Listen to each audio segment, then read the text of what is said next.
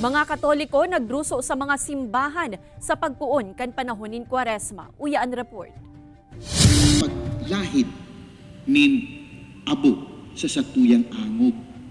Ini ang dakulang tanda kan satuyang kamauotan na magsulsul kan satuyang mga pagkakasala. Pagsulsul sa mga kasalan, asin pagibunin marhay sa kapwa, ang naging sentro kan misa sa San Francisco Church sa syudad ni Nagangunya na Aldao, kasabay kan pagpuon kan panahoning Kwaresma. Katakod kay ini pigruso man kan mga Katoliko ang mga simbahan sa syudad ni Naga, tanganing makisumaro sa Ash Wednesday.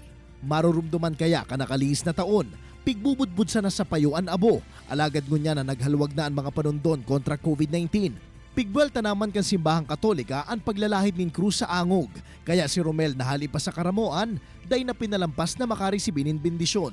Nakuyempos ko ito yung espiritualidad. Kumbaga, naging renew ang satuyang pagtubog sa satuyang kagurangnan. Ang driver man kan delivery truck na si Marino, nag-agi muna sa simbahan kay Baanduwa pa antes magpasiring sa saindang trabaho. An sa iyang pangadjion. Sana matigil na yung gira sa Ukraine at magkasundo-sundo na yung bansa para matigil yung katahimik ay kamtanan natin yung katahimik.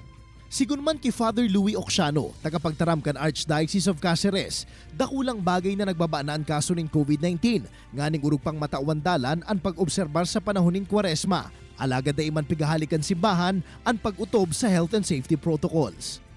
Ang Ash Wednesday na ito ay nagbibigay rin sa atin ng reminder na ang ating buhay talaga ay hindi talaga pang matagalan.